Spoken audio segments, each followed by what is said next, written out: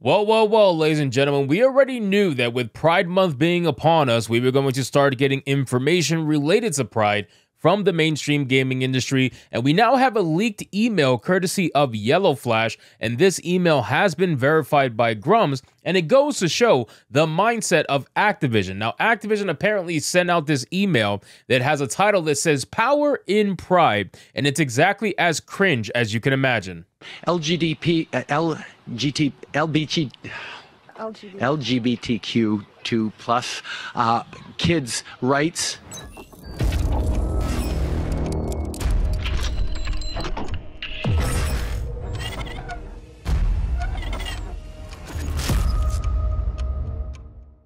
Now, I find it interesting just how many emails have been getting leaked lately, and it brings me back to the conversation we had about how people in the mainstream gaming industry are actively fighting against all of this forced DEI nonsense, even though they may not be speaking publicly as much as we would like. This is their way of fighting back. Whenever these emails get leaked, whenever video calls get leaked, whenever all these internal documents get leaked, it's coming from people who are trying to fight back without openly saying anything in the risking of losing their job. So let's get into this article, guys, from That Part Plays. But of course, before we do, if you are new here, just consider hitting that subscribe button. I would greatly appreciate it, and like the video to push us out into that YouTube algorithm. So the headline reads, leaked internal email from Activision declares that there is power in Pride. As shared by YouTuber Yellow Flash, the email states games are a wonderful and powerful medium for expressing identity and fostering connection, as they allow us to tell diverse stories and create inclusive spaces where everyone sees themselves reflected. It continues, as we celebrate the LGBTQ plus community during Pride Month in the US this June, our power in Pride. We're reminded of the strength and unity that comes from embracing our true selves, supporting one another, and telling our stories in everything that we do. Now, of course, ladies and gentlemen, this shit is just extreme levels of virtue signaling. That's all it is. It is nothing different from what they've been doing for years, okay? But I do find it interesting that a lot of companies are scaling back a little bit in their Pride representation. A lot of companies, especially the gaming ones, haven't even changed their profile pictures to the rainbow thing yet. It's like 3 or 4 days in at this point, and they haven't changed anything. But Activision has decided to make this a thing where they're giving you skins, I think for free. They're not even charging you. They're giving you skins for Pride this year, and some of the skins are very questionable, especially the trans bullets. That one might get a whole separate video on its own, but I think it's pretty damn hilarious.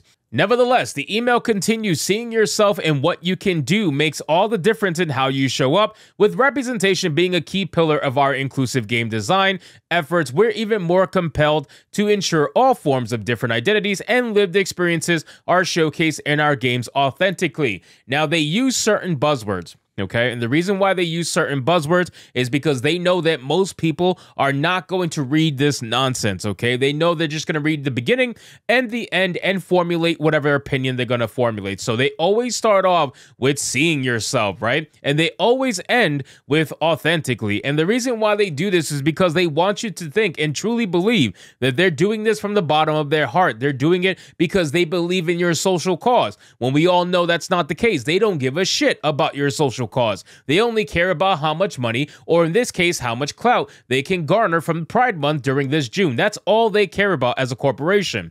Some of the ways we've approached that is Activision, is through the debut of Activision's first non-binary character, Catbat, from Crash Team Rumble. Catbat is also voiced by a gender-fluid actor who uses all pronouns. It states, it's unclear how anyone physically sees themselves in an ugly mutant creature. Oh my god, that is so true, it hurts. The creature is unlikely to showcase anyone's lived experience either. Clearly, this character is being used to propagandize those evil ideologies. Now, again, ladies and gentlemen, whether or not you believe in it or not, I do think that it's absolutely hilarious that they're trying to find representation in almost anything, to the point where they're even willing to take it when it comes to like Crash Bandicoot. It is so stupid, but I mean, here we are. Then we have the actual Twitter post from Yellow Flash kind of documenting the leaks, which is very important. If you guys haven't read it, go check it out on his Twitter page. It says, nevertheless, the email adds, as you'll hear in our next Press Pause episode airing on June 12, representation in our games sends the message that people from all backgrounds and identities are invited to play. From there, it encourages individuals to visit the company's diversity, equity, and inclusion website, and then brags about the new Call of Duty skins that grant players transgender-themed bullets to kill players with. Now, that entire thing is so tone deaf, it's ridiculous. I remember talking about this on Hypnocast and literally laughing my ass off when I saw it, because I could not believe that these tone deaf losers actually made bullets out of the trans colors. I mean, do you guys not understand what's happening in this country right now and what the last few bad altercations with trans people have been like? Do you guys not understand that? And you decided to make trans themed bullets? I mean, the jokes write themselves at this point, right? Like, we don't even got a meme on you. You write your own memes. It's insane. It says our Call of Duty team is proud to celebrate Pride Month by offering 7 different weapon camo variants, each representing colors of some of the LGBTQ flags. This is available as a free gift pack for all players on the Call of Duty store. Yeah, at this point, they've realized that they can't even sell it and make a great profit, so they might as well just make a little bit of them and give it away for free and try to basically get good press instead of extra profit, because you're more likely to get good press than extra profit at this point. It says from there, it lists off a number of events the company is hosting to recognize and celebrate Pride. Finally, it includes a number of obvious propaganda resources for employees to deepen their understanding the support of the LGBTQ community. The email concludes, let's celebrate the power and pride and continue to build a culture of inclusion and belonging together. So again, ladies and gentlemen, when they say inclusion, they usually mean everybody but white people. They usually mean everybody but straight male white people. That's really what it is. When they say inclusive, that basically means anti-straight white male. And it's kind of sad that that's a thing, but I mean, here we are, right? This is the mainstream gaming industry we're talking about. And then Grums chimed in, and he essentially confirmed that this is indeed an internal email that was sent out from Activision. The email is not surprising, but it does show the lengths the company is willing to go to promote evil. Now, again, ladies and gentlemen, these companies are willing to do anything and everything. We've been saying that since the beginning. Anything and everything to get their message across. The message is number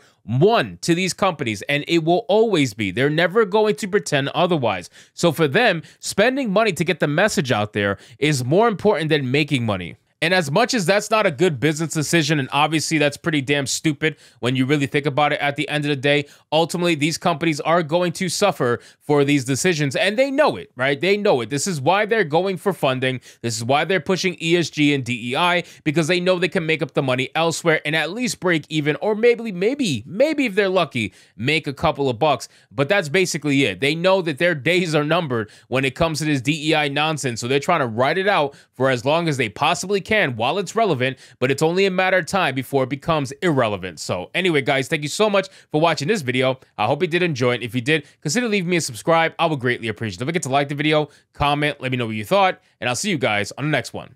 Hypnotic out.